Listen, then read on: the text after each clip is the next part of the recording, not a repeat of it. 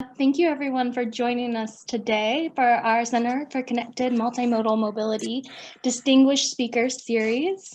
Before I introduce our director and he introduces our speaker, I just want to let everyone know that feel free to type any questions that you might have in the chat box. And then after the presentation, we will have a question and answer session. And myself and Dr. Saqib Khan will be monitoring the chat for questions. And after the presentation, we'll also allow you to unmute and ask those questions directly. And with that being said, I'd like to introduce Dr. Mashurani Chaudhry, our Center for Connected Multimodal Mobility Director. Good afternoon, everyone. So we are glad to have my very good friend, Dr. Satish Ukkusuri from Purdue as our distinguished speaker today. Dr. Satish Ukkusuri is a professor in the Lyas School of Civil Engineering at Purdue University and the director of the Urban Mobility Networks and Intelligence Lab. His research is in the area of interdisciplinary transportation networks with current interest in data-driven mobility solutions, disaster management, and the resilience of interdependent network, as well as connected autonomous vehicles in the traffic systems, shared mobility platforms, and smart logistics. He is a faculty scholar since 2017, and he is also a scholar in a Discovery Park Fellow. He was selected in the National Academy of Engineering JAFOE, Frontiers of Engineering, because I was also in that program, a selectee of the National Academy of Science, Arab American Frontiers of Science, Engineering and Medicine, and a CUTC ARTBA Faculty Award winner. He has published over 320 peer-reviewed conference and journal papers. He's a member of the editorial boards of several journals and national and international committees, including the Transportation Research Board of the US National Academies. So it's my pleasure to welcome Satish to talk to us today. Thank you. Thank you, Ronnie. I hope everyone can hear me clearly. So it's a great pleasure for me to be here today. So Ronnie and we have discussed various ideas before.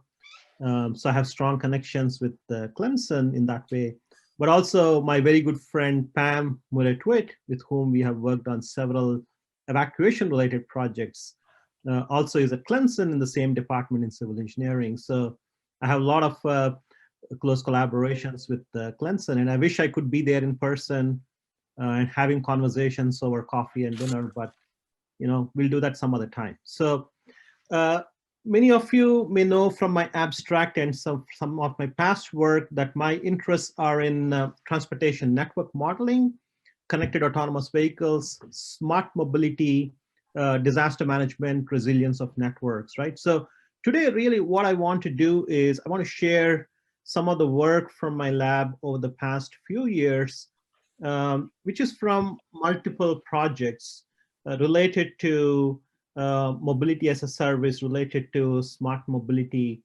funded by various agencies.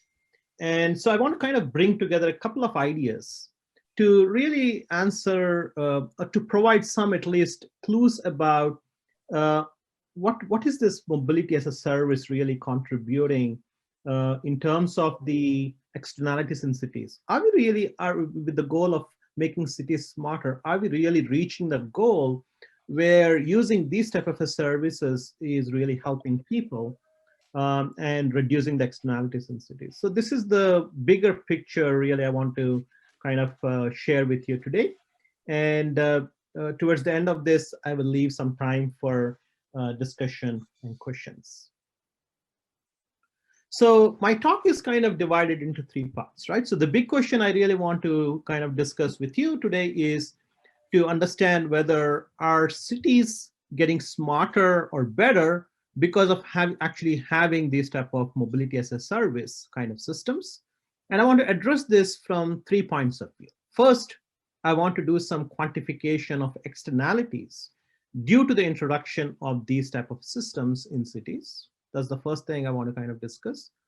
The second thing is I want to focus on people, and I want to discuss about the impacts, on human impacts of these type of systems, taking a few examples from New York City. And the third is the last 1 year has been significantly different for all of us.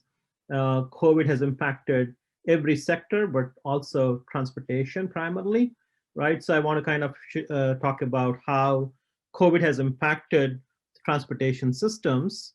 And that's, again, one more vulnerability in our notion of looking at smart cities. Okay, so these are the three things I want to kind of share with you today. So first, mobility as a service.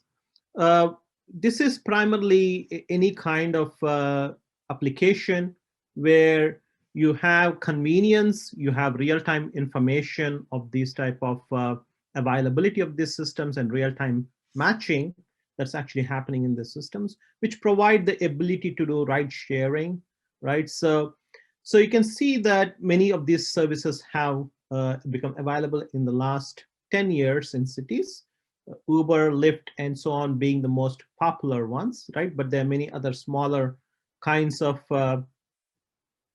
services you can see. And this is the data from New York City, right? So you can see that there's been a tremendous growth in the ridership of these services. And people have been very quick to kind of get used to this and started liking these kind of services. So there's a convergence that we actually see in terms of people's preferences for using this type of services and the technological changes that are actually happening in cities from transportation. There's some disadvantages which slowly cities are becoming aware about, right? One is the inequalities that these type of systems actually exacerbate from the drivers and service providers' point of view. And two, the externalities that they actually impose in cities, right? So there's significant externalities both in terms of congestion and environment. So we'll talk about this a little bit more in part one of my study. So this is what I mean by MaaS. So I'm not going to kind of just talk about one particular service, but this is the broad type of transportation technologies that I'm going to discuss today.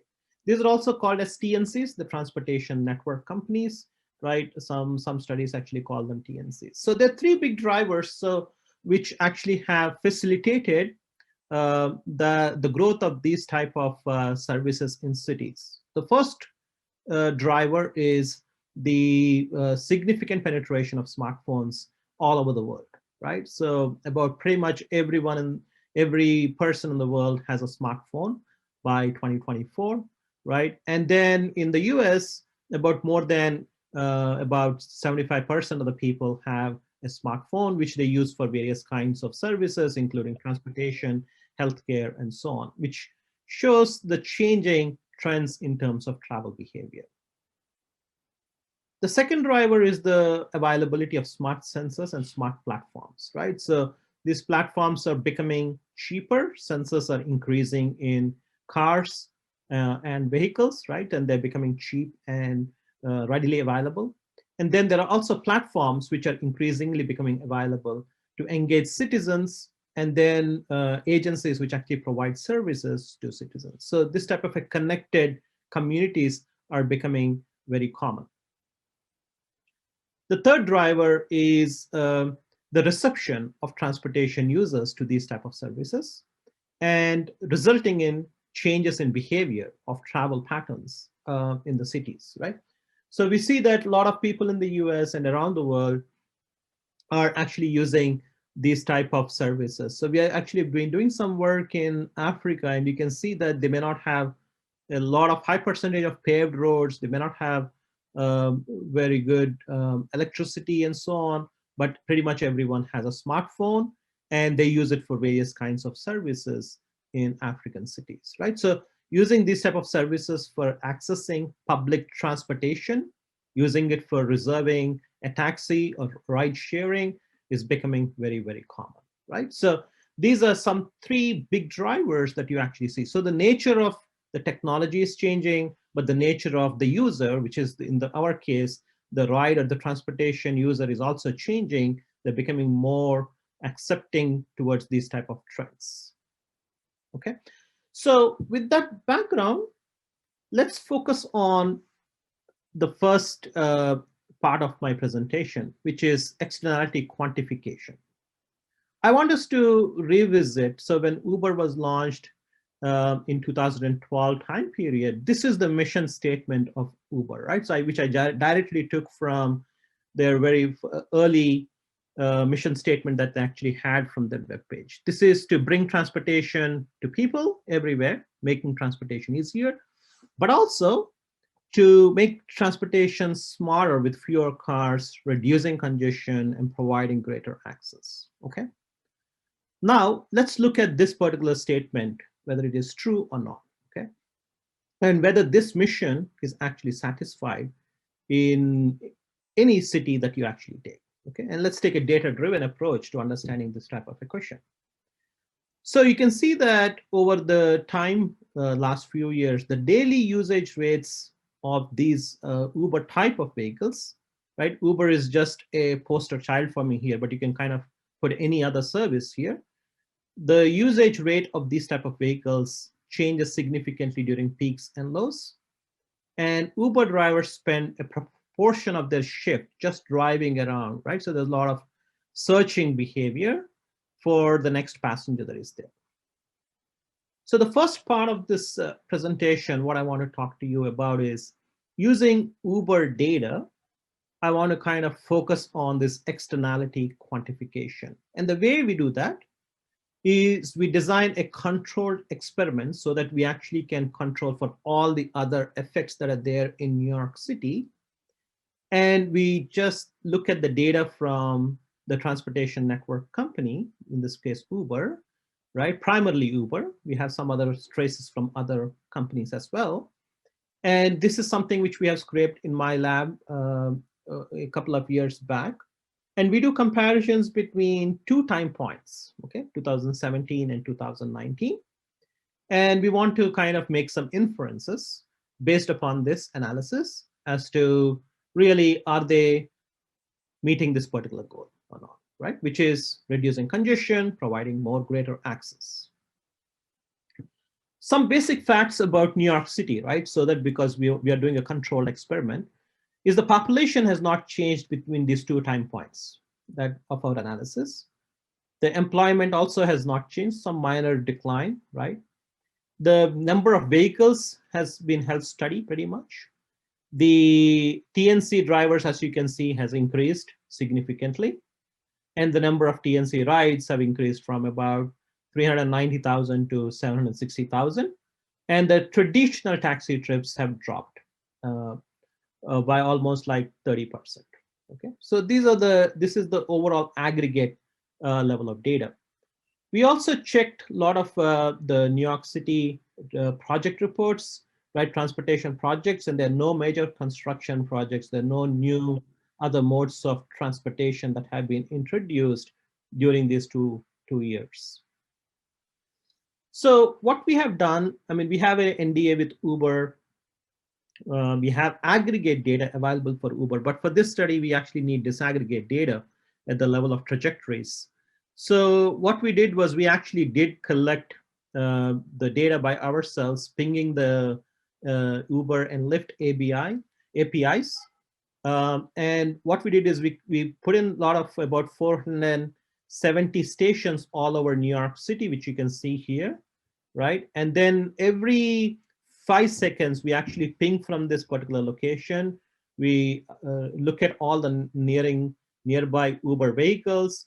We look at the location, we look at where they're going, and so on, right? So thereby, we actually can collect most of the Uber trips, Uber vehicles, as to where they are picking up, where they're going, and so on, right? So this is the data collection that we have done in 2017 and also in 2019, right? So this is how the data looks like approximately, right? So you have the product ID, what type of a product it is, whether it's Uber Eats or Uber X, and so on. You have the driver ID, you have the latitude and longitude, and so on, right? So this gives us a lot of data for the time period of interest for us. We pre-process this data and we infer whether the trips are occupied or not. So we make some inferences in terms of whether it has a passenger or not. We use various time gaps and spatial displacements to infer the occupancy of this trip. And we validate this with the TNC trip records, which are available, right? So we actually validate this with the TNC trips, which are actually available at the aggregate level. So this is available in OpenNYC. So you can see that different levels of this displacement, spatial displacement, and time intervals, we actually can do this kind of a validation. The TLC records, which you see is in the thick line here, and at different parameters, you can see different graphs. So you can kind of see what is the best fit for a given delta D and delta T. So you can kind of infer the actual number of trips so that it's actually close to the observed values that are there, okay?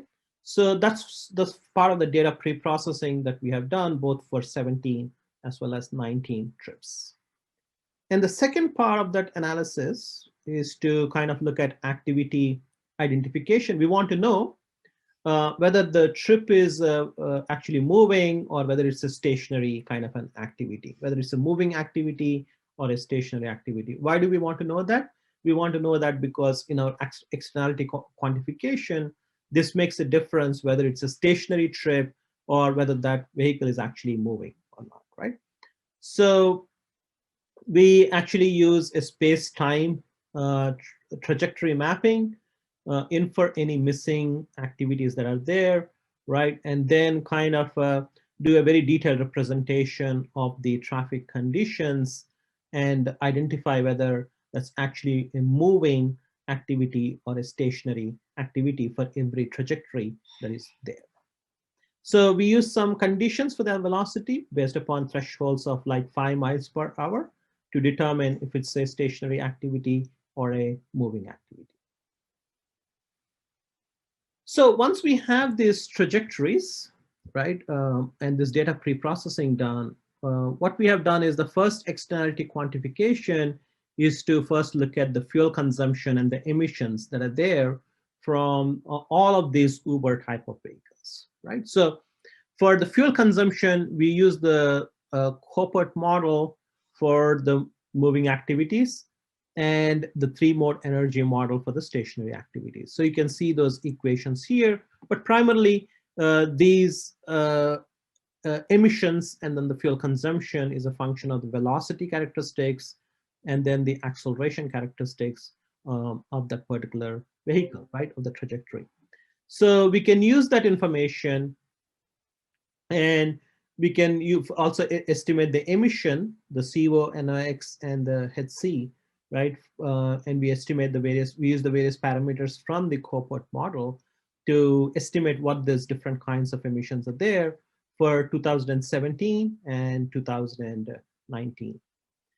So to kind of do a fair comparison, we kind of randomly draw a sample of 2017 data, which includes 30% of all of the total identified activities that are actually there. So these are the results for the change in terms of travel conditions, okay? So let's just quickly look at a few of them. We don't need to go over all of them. So you can see that at a very aggregate level, if you look at the entire New York metropolitan area, the average daily speed has changed between 17 and 19. It has reduced by almost 22%. Okay. If you look at each borough separately, you can see that the mean speed, for example, in a place like Queens, dropped from about 14.5 to 11 miles per hour. Manhattan was already slow to begin with. It dropped from about 11.7 miles per hour to about 9.5 miles per hour, right? This is the average speed.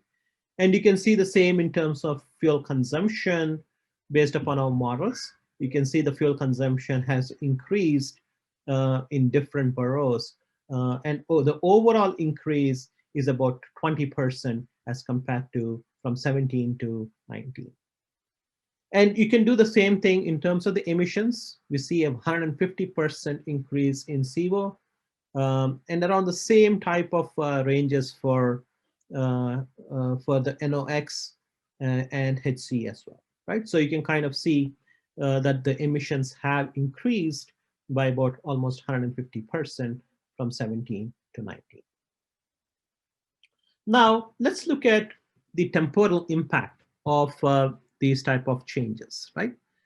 And if you look at how this varies with respect to time, and this variation is with respect to, you can do it with respect to within day, you can do it with respect to over time, over days, and you can also do it with respect to weekday and weekend, right?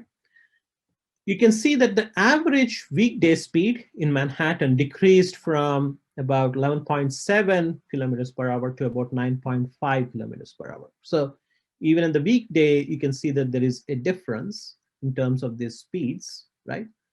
And you can separate this out by the moving activities and then the stationary activities.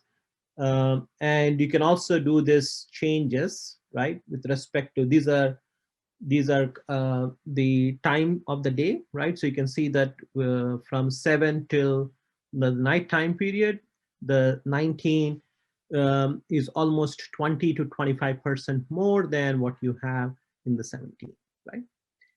And so you can also do some kind of a sensitivity analysis or elasticity analysis for each additional kilometer that was traveled in 19 as compared to 17. There's a 10% more gasoline that was used. There is about 15% more emissions, right? You can separate it out by, again, by all of this constituent emissions, but about 15% more emissions for every extra kilometer that was traveled using these MaaS kind of services, okay? Similar analysis can be done for the weekend. And for weekend, you can see that the average weekend speed dropped by about 10% for the entire New York City. You can again do this analysis by time of day, right? And you can kind of look at the changes that are there, right? So all of these results show the same trend, which is that there has been a substantial increase from in 19 as compared to 17 in terms of the emissions. But there is more increase during evening peaks. So you can see that in the evening peaks, there's a higher gap as compared to during morning peaks or during the off-peak hours. Okay, that's the temporal impact. And if you look at the spatial impact is how does this change across different zip codes that are there in New York City. So each of the small cell that you actually see is like a zip code level resolution, right? And if you look at that, there are about 1371 small cells like this. And for all of these, right? And if you look at this about, if you do this analysis by time of day for 8 a.m., 11 a.m., and so on, you can see that about 88% during the morning peak and about 78% during the off peak, right? There have been changes. They have slower speed, right, as in 19 as compared to 17. And the same trend is also there in the weekend, right? So a lot of analysis you actually can do, both temporal as well as spatial analysis. The same thing you can see when you go to the stationary activities, right? So the average stationary activity ratio is about 0.053 for 8 a.m. And when you go there, about 66%, and these are the numbers here, about 70%, right, that experience an increased amount of stationary activities from 17 to 19. Okay. So this analysis here shows that there is a significantly negative correlation. So we plot here on the x-axis the number of active Uber drivers and then the speed on the y-axis, okay?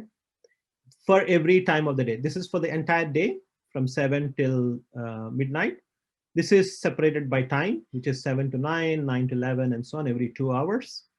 And what you observe here, let's just look at this one.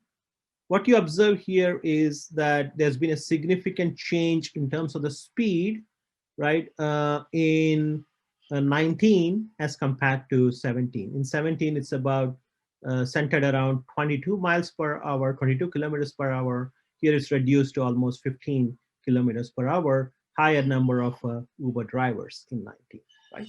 So significantly negative correlation between FHV drivers and then the speed that is there. In the New York City, you can do this by time of day, and the same trend is actually observed across all times of day. Okay, so so one thing I was interested is, does this kind of translate across other areas, right? So if you look at this, so what we are seeing is, well, there is an increase in Uber drivers in New York City, and then that has contributed to significant externalities such as reduction in speeds, more emissions, right? More number of vehicle miles traveled, and so on, right?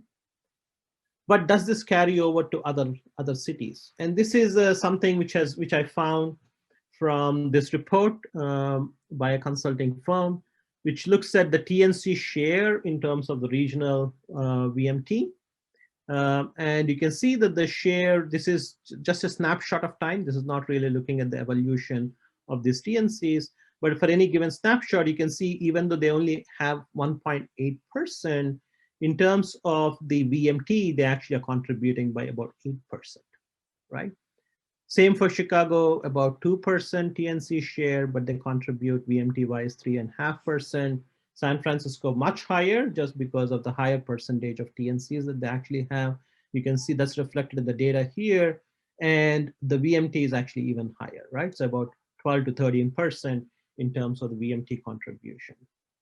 So there's a disproportionate impact, right, in terms of this increase in these Uber type of vehicles with the VMT, with the emissions, and so on. So that's the first type of thing, right? So if we go back to our, again, original emission statement, reducing congestion, reducing externalities, increasing access, very questionable, right? So the evidence shows that it's actually very questionable whether that type of a objective is actually met. Certainly, users who like the convenience, there are a lot of other reasons why users would like to use this, but certainly not when you look at it from a system point of view.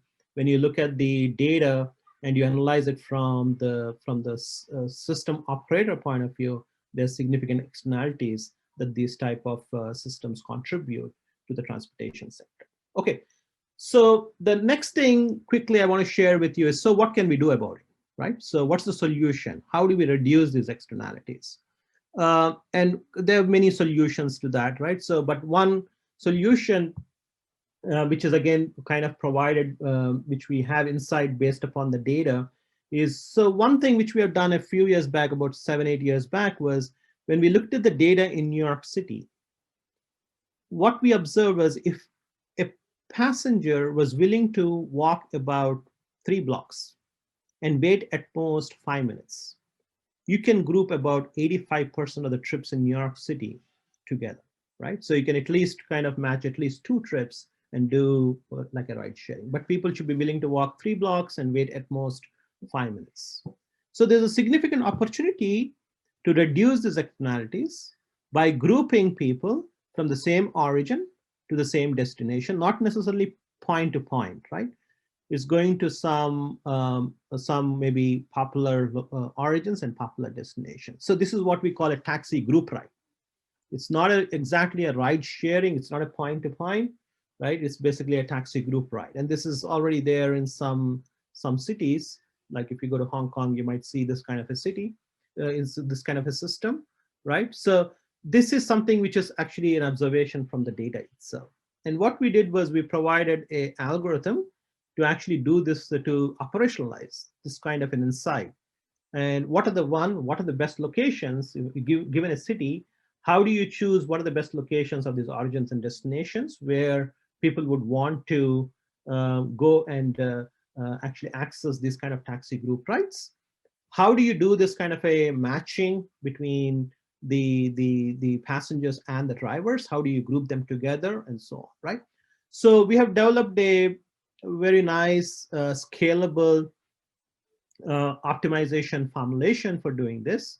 And this is based upon an integer linear programming, and we have developed some very efficient heuristics to actually solve this, right? And we also have determined what are the best incentives, how much of savings the drivers get by doing this kind of a taxi group, right? And how much savings do the drivers, the passengers and drivers actually get, but also how much of VMT is actually reduced by this, right? So all of these things are there in this paper. So if you're interested in this, you can read this paper for more details. And so this actually uses some very nice matching algorithms where we kind of look at the number of people who want to do this kind of a group ride and then map them to kind of the vehicles which are there. And here you can see that you can reduce the overall by giving various kinds of discounts. You actually can reduce the number of externalities that are there, and you can reduce that by almost 30 to 40% in the overall network in New York City. So this is all coming from real world data that we actually have from New York City. And this is true both in peak hours, but also true during off-peak hours. Okay, so let's move on to part 2.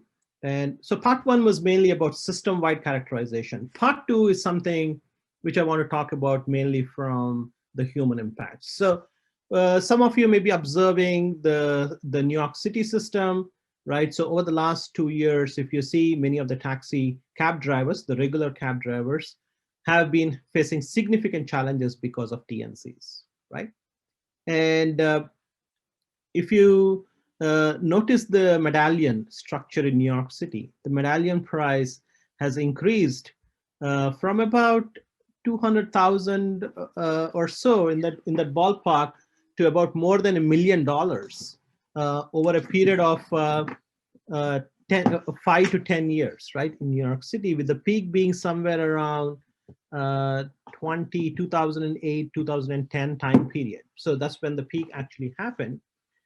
And so, but recently, last couple of years, what we have been seeing is there's an increase in suicide rates in the regular taxi drivers because their mortgages are underwater and they actually have not been able to make a livelihood just by working with their paying the medallion fees and also working as a regular cab driver, right?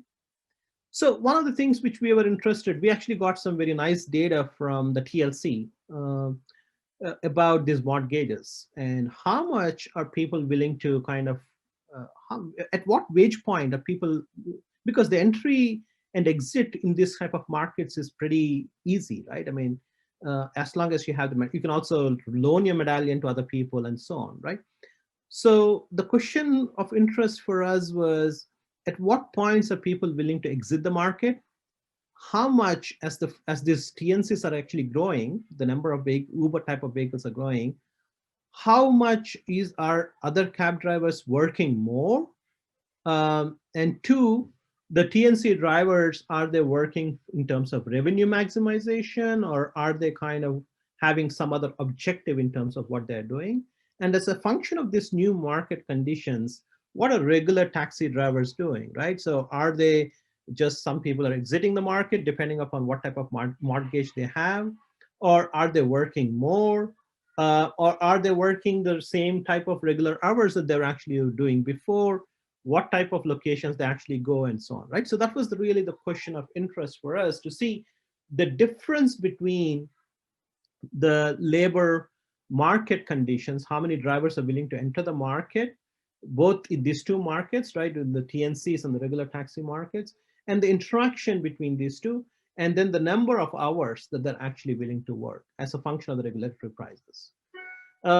I mean, I lived in New York State for about 4 years. So, I mean, New York City, I worked with them on a few projects. And one of the questions that they were grappling with is, okay, what's a good policy to put to make it fair for both of these type of markets, right? And the thing that they came up with is, I mean, we want to put a cap on the TNCs to make it fair, right, for the regular taxi drivers, because if it's a free entry and free exit on the TNC side, we see that it's only just increasing significantly.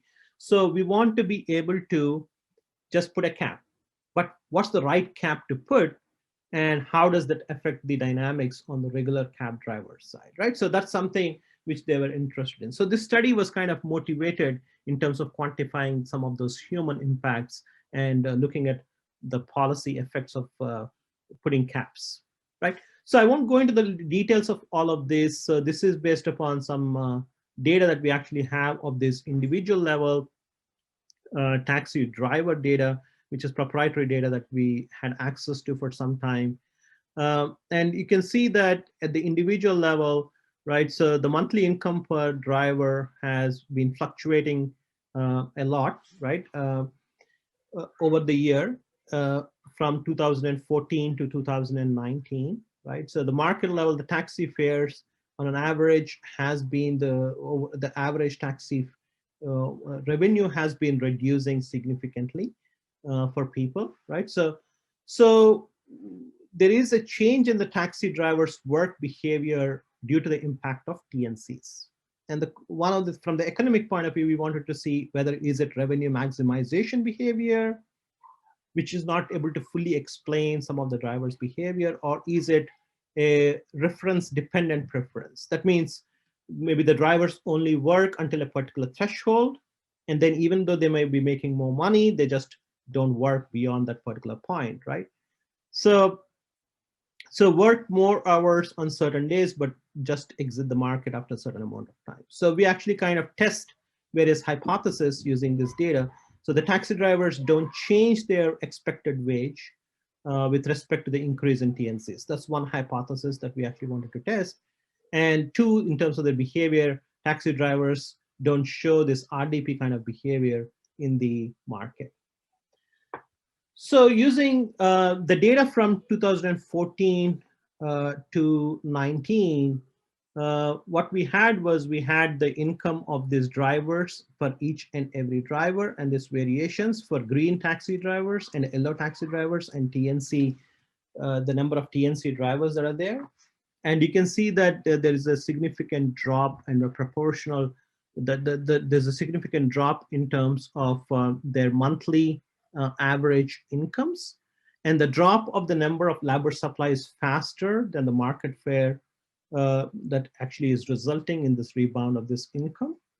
So what we finally see is that this RDP actually is what we observe in, there's a shift from revenue maximization to an RDP kind of a behavior in this traditional market due to the entry of this TNC type of vehicles in the market. But there's also a lot of heterogeneity that exists even within these taxi systems, between the yellow taxi drivers and green taxi drivers. Some exhibit, although more people exhibit RDP, there are also some people who are actually doing the utility maximization or revenue maximization.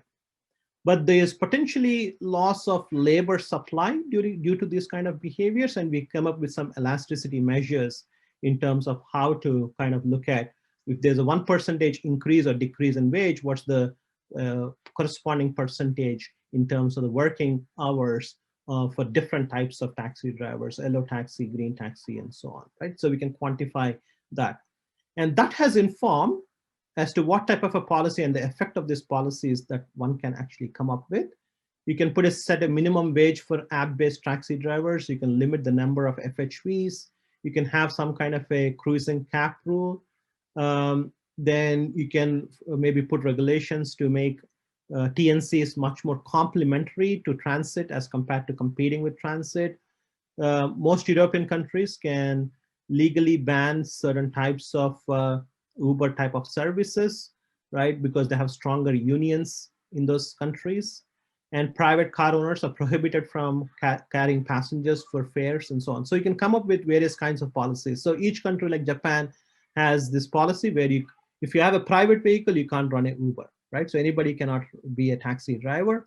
You need to, even if you want to ride for Uber, you need to have specific license to be actually able to do that. So different kinds of countries have different policies, and we can look at the effect of those things. So that's the second type of thing which I want to kind of share with you. Finally, the third one, which I will discuss for another 5 minutes, and then we'll have time for questions, is this impact of COVID on the transportation mobility, right? So there's a significant trade-off between mobility restrictions and economy. So as we saw, the different countries have imposed strict lockdowns to stop the spread of COVID-19. A lot of people have work from home policies, but not all jobs can have work from home. And the question now countries have been dealing with is, how do we put these type of restrictive policies which restrict mobility of people, right, with the economic recovery we need to actually have, right? So if we have put too tight of a restrictions, people are not going to go to restaurants, gyms, and so on, which is going to result in significant economic losses. So how do we balance these two? And our analysis has been particularly in the context of using high resolution geolocation mobile phone data, social media data to understand these type of questions as to, okay, if you have different types of lockdowns, how much of mobility restrictions are there, which type of locations are more mobility restrictions people are able to do, what are the inequalities in these mobility restrictions by their home location, by their job, by the type of job that they actually do, what's the impact of that on different types of transportation services, and so on. And we also wanted to see maybe if you put more mobility restrictions, what's the effect of that in terms of foot traffic, and is that really enough for us or not? So I'll just share with you very quickly a few things, and then we can wrap up. So this is a study we did last year in Japan with the collaboration from Yahoo Japan, which provided us the geolocation data. So the paper is published in Scientific Reports recently, so you can kind of just look for that here. So Japan, actually, the state of emergency was there in early April, right? But even before that, you could see a lot of people, there were different kinds of, the first case was sometime in late January, but remote work kind of policies were already there even before a state of emergency was issued, right? So only non-compulsory, non-pharmaceutical interventions, no really strict lockdowns, right? Because of the not a significant number of cases and deaths during that time period. So if you see this, this is the data from Yahoo Japan. So this is on January 20th in terms of the number of visits of people to various locations in these train stations. And you can see on March 30th, the decrease. And then after the lockdown, there's a significant reduction in terms of almost 80% drop in terms of the foot traffic to these major stations on any typical days. So the questions of interest for us, how did people's contact patterns change? So what we do is we construct the social contact networks of people using this mobile phone data. Depending upon their proximity to other individuals, we construct this dynamic social contact networks, and then we correlate it with the infection rates that are actually happening over time, right? So, and if once we have these contact networks, how did that affect the transmissibility of COVID-19, right, in Tokyo? And here you can see that the individual mobility patterns have changed by over 40% from early January till early April, right? So in terms of the total distance that people have traveled, stay-at-home rates have increased by almost 50%, right? And the total distance dropped to about 60% of the usual values. So people's behavior has changed, but what about their social contacts? And what you can see is that their social, we compute based upon the social contacts, a contact index, which is normalized based upon the number of people that they're coming in contact with. And here you can see this is the household income data, right? So this is more richer areas, and as you're moving away from this, it's more poor areas. So you can see actually the number of contacts were reduced more in these locations in Tokyo as compared to some of the outlying locations, possibly due to the type of jobs that they actually have to do, possibly due to lack of flexibility, due to either family structures and so on, right? So by combining various kinds of socioeconomic data, we can quantify some of the inequalities that are there in terms of reducing these type of contacts. And we actually have some quantification of these inequalities. The other key insight is that we actually have from this study is that we don't need to really have very strict mobility restrictions. What our study shows is that after a reduction of contact index to almost zero 0.4 until when you see this curve bending here, right?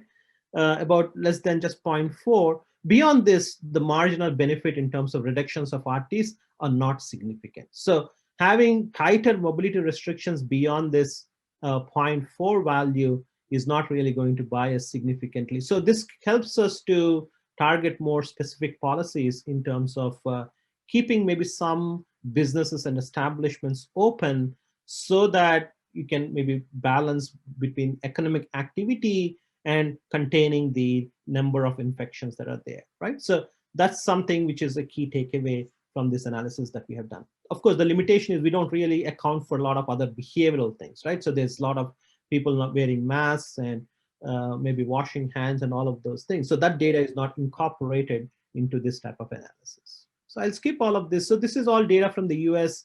We have been doing a lot of work with the mobile phone data.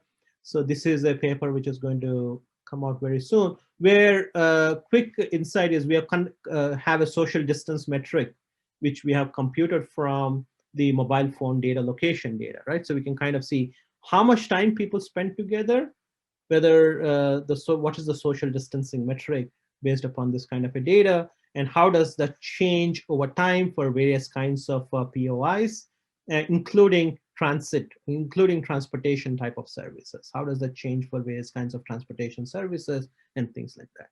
Okay.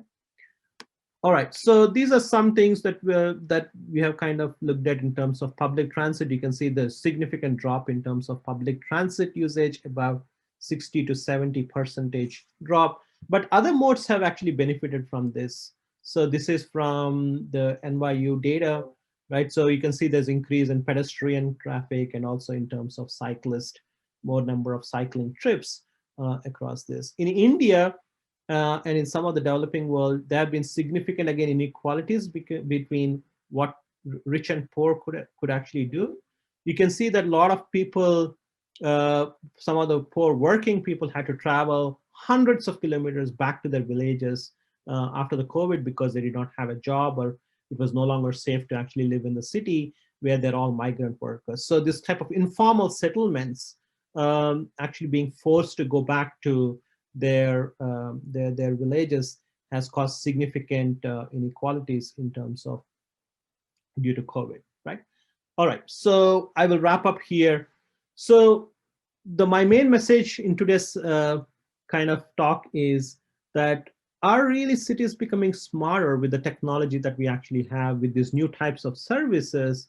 Well, I'll leave that as a question and for us to discuss more, but my evidence shows from an externalities point of view, there's significant externalities that these type of technologies impose on cities, both in terms of the vehicle miles traveled, in terms of the emissions, and in terms of maybe changing the basic quality of life of some existing transportation providers, be it traditional taxi drivers, and their ability to kind of enter into these kind of markets, right?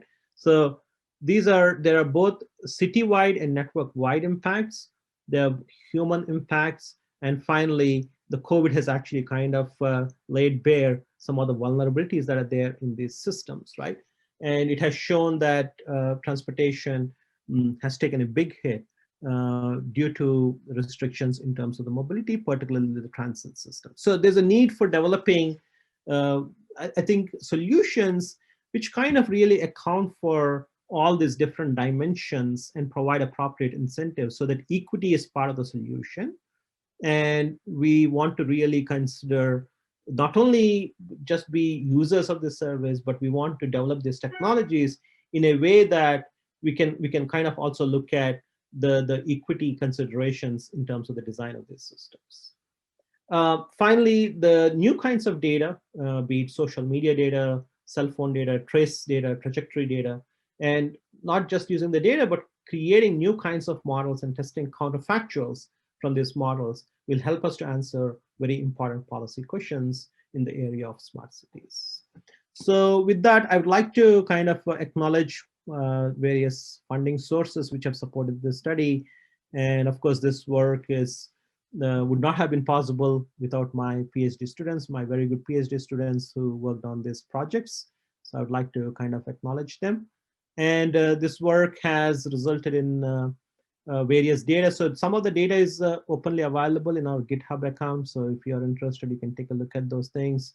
We have a bunch of publications related to some of these things. You can go to my webpage and you can actually also look at these things, right? So I'll just leave it here.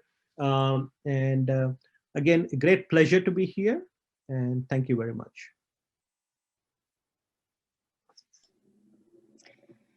Thank you, Dr. Ukkusuri. And if anyone has any questions, like you can put them in the chat, or you can unmute and then just ask them directly.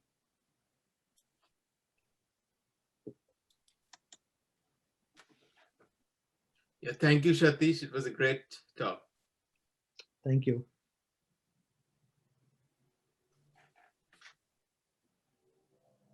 You can write in the chat box or please talk. Dr. Ukkusuri, enjoying your talk very much. And I have actually a two-part question. And so you definitely conclude that the negative externality appears to be a real thing in New York City, and partly because it's replacing the current taxi servers. If that's the case, what do you think is the main reason that happened? Is because the driver are inexperienced in Uber, or there are more drivers than needed, or simply because the system is not efficient, so there are a lot of empty mile travel? And the second question following that is, do you think in the future, like share AV or high capacity and mobility on demand servers will solve this problem? Thank you. Right. So I think both are very good questions, right? So the first question, I think certainly Uber provides value, some value, right? So Uber is helping people to move from point to point. But I think where it falls short is that, one, it kind of mainly caters to point trips and not really to kind of taking groups of people together, like what transit would do. I mean, why do we prefer transit? Transit can move a lot of people, right, from point A to point B, right? So in the same trip. But Uber's business model is built on, right, they would maximize more money if they actually do point-to-point individual level trips. And what we are seeing from the data is right now, the model is that you're taking point-to-point.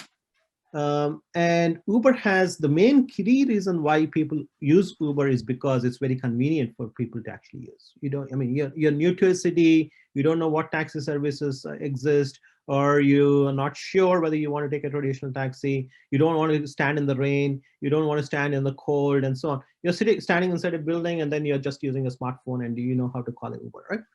So it has also altered the way people expect, what type of a service people expect, right? So the real reason why we actually are seeing these type of externalities is because of significant increase in point-to-point trips and shaving off some of the demand from services like transit, for example, or maybe shared rides and so on, right? So that is the reason we are seeing that's one reason. The second is, when you also look at this data closely, you see there's a lot of VMT expended in between dropping off a person and picking up the next person, right? Like in searching behavior, right? So that's also empty miles, which is actually contributing to wasted miles and wasted fuel, right? So you see that type of a behavior as well. So, and three, the reason is the more these number of vehicles are there in the network, right? So while they might be catering to the trips, they're also moving with other traffic and contributing to congestion in the network, right? And that congestion is actually increasing the travel time, not only for them, but also for a greater number of vehicles which are there in the network. So that's the first thing. The second part of your question, which is, well, will autonomous vehicles and shared autonomous vehicles actually solve this problem?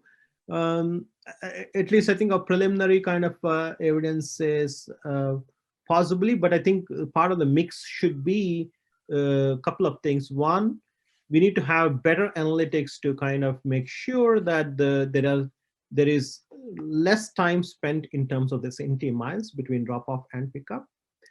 Two, we need to kind of maybe move these vehicles away from the city cores, which are already congested, right? So that during peak hours, we don't really have competing services between transit and Uber, but they should be complementary services, right? So Uber is actually maybe providing first and last mile connectivity during certain peak hours, but during off-peak hours, maybe there is much more freedom for competition between these. So I think there should be some reconfiguration that needs to happen, right? When you have autonomy, and autonomy facilitates that kind of a reconfiguration much more easily as compared to where we are right now. Thank you very much. So Satish, I have one quick question. So how about the Uber pool or Lyft pool? So when people are moving in a group, so will that make any difference? Right. So Uber pool and Lyft pool certainly I think are part of the solution, right? But I think what we see is the Uber pool is still kind of point to point. So they're still going to drop you off and pick you up and drop you off. So on the user side, some people are not interested in that. And on the driver's side, I think, yeah, you see that, but there's not a significant uptick in terms of the number of people who use Uber pool. And I don't know exactly all the reasons of why that is there for Uber pool to not really have the same kind of ridership, right? But we don't see a significant increase in those numbers. And that could be, again, to do maybe with the convenience reasons. Right. So we did a user survey of Uber pool and Lyft pool. So we see what are the reasons it's not so popular, what is the problem with it. Hi, Dr. Ukkusuri. Thank you for your presentation. So I have questions on your first presentation about the operational impacts. So I'm wondering when you present a speed reduction due to the TNC. So what data source do you use to calculate this average speed? So this data source is actually something which we, this is collected by us, right? So this is the trace data that we actually collected based upon the 470 virtual stations that we actually put, and we kind of ping the API of Uber and Lyft, and then we collected these traces, right? So based upon the trajectory data that we actually have, we computed the speeds, both the instantaneous speeds as well as the average speeds. And based upon that, we can see the changes in the speed. Okay, thank you.